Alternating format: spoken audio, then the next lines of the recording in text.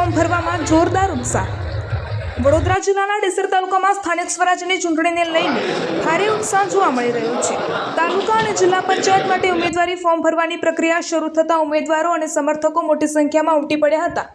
Rally અને શક્તિ પ્રદર્શન સાથે ફોર્મ ભરાયા હતા, જેના કારણે ચૂંટણી માહોલ ગરમાયો છે।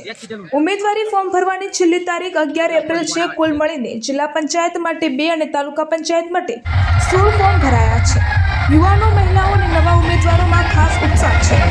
ચૂંટણી શાંતિપૂર્ણ કડક સુરક્ષા વ્યવસ્થા કરવામાં આવી છે। રિપોર્ટર ચિરાગ ત્રિવેદી। ભાજપની ટિકિટ મળી તેના પ્રત્યે કશું કહેવા માગો છો તમે? जय माता जी, वंदे मातरम, भारत माता की जय।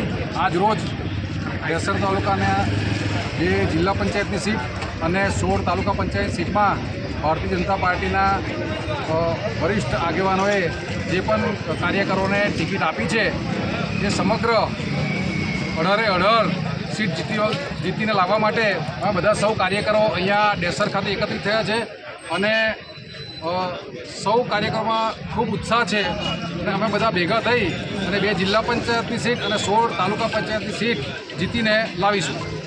ઓકે, ઠીક છે। એના વિશે બીજું કંઈ કહેવા માગો છો તમે?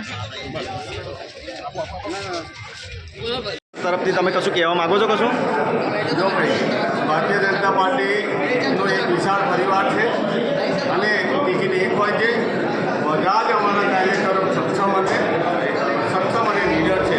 કોઈ પણ જગ્યાએ જીતીને આવે એવા છે, પણ જેને મેન્ડેટ મળી છે ભારતીય જનતા પાર્ટીએ 16 તાલુકા પંચાયત અને 2 જિલ્લા પંચાયતમાં ડેસર તાલુકામાં જે ટિકિટો આપી છે, મેન્ડેટ આપી છે, એ તમામ ઉમેદવાર સંપૂર્ણ બહુમતીથી જીતશે અને તમામ ભારતીય જનતા પાર્ટીનો પરિવાર આજે એકજૂટ થઈ અને ફોર્મ ભરવા માટે આવ્યો